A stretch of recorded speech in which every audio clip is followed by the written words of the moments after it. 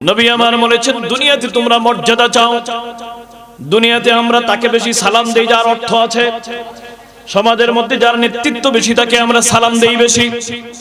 সমাজের মধ্যে যার অর্থবিত্ত বেশি তাকে আমরা মর্যাদা দেই বেশি। শত শত মানুষের মধ্যে তাকে বক্তৃতা দিতে দেই। অন্য কোন আলেম ওলামা থাকলে তাকে আমরা বক্তৃতা দিতে দেই না, যে না তাকে বক্তৃতার দরকার নাই। আজকে বক্তব্য রাখবেন তিনি, যিনি লক্ষ লক্ষ টাকার মালিক, কোটি কোটি টাকার মালিক।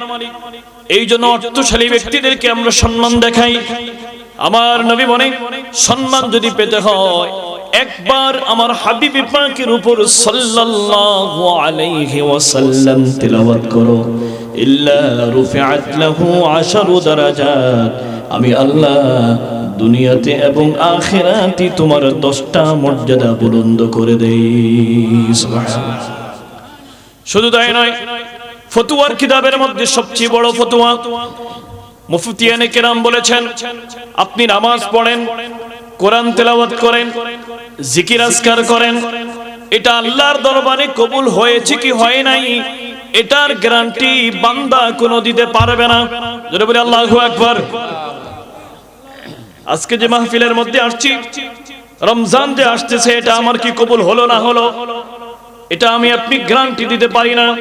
কিন্তু নবীর উপর উম্মাত যেখান থেকে সালাওয়াতু সালাম পড়ে সাল্লাল্লাহু আলাইহি ওয়াসাল্লামের আওয়াজ পাঠায়, অবশ্যই অবশ্যই বিনা বাধায় ওই দোয়া, ওই ইবাদত আরশ আজিমে বিনা পর্দায় কবুল হয়ে যায়। সুবহানাল্লাহ, আল্লাহু আকবার। কারণ আল্লাহ বলেছেন, আকিমুস সালাহ, নামাজ পড়ো। নামাজ আল্লাহর নাই, আল্লাহর নামাজ পড়তে হয় না। আল্লাহ বলেছেন, ওয়া আতুজ যাকাত, যাকাত দিতে হবে। মাওলাই কারীম যাকাত দিতে হয় না। পর্দার কথা বললেন, আল্লাহর পর্দা হয় না। তিলাওয়াতের কথা বললেন, আল্লাহর তিলাওয়াত করতে হয় না। কিন্তু আল্লাহ তার নবীদেরকে নিয়ে, তার সকল ফেরেশতাদেরকে নিয়ে যেই আমলটুকুন করেন, যেই কাজটুকুন করেন, ইউসাল্লুনা আলান নবী, সেটা হচ্ছে আমি আল্লাহ এবং আমার সকল ফেরেশতারা মিলে আমার হাবিবুল্লাহর উপর সালাওয়াত ও সালাম প্রেরণ করি। জোরে বলে আল্লাহু আকবার। এটা আল্লাহর পক্ষ থেকে হামেশা। কার পক্ষ থেকে? জোরে বলেন না, কার পক্ষ থেকে? যেই কাজ আল্লাহ করে,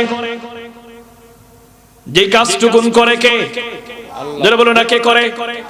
আল্লাহ কি নামাজ আদায় করতে হয়? বলেন বাবারা, আল্লাহ কি নামাজ আদায় করতে হয়?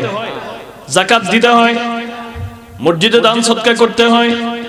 না না না। দুনিয়াতে হাজারো প্রকারের ইবাদতের প্রকার আছে, শত শত ধরনের ইবাদত আছে। কোন একটি ইবাদত আল্লাহর করতে হয় না। কিন্তু হাবিবি কিবরিয়ার উপরে এত বেশি ভালোবাসা আল্লাহর পক্ষ থেকে, আমার আল্লাহ বলেন, ইন্নাল্লাহা ওয়া মালাইকাতাহু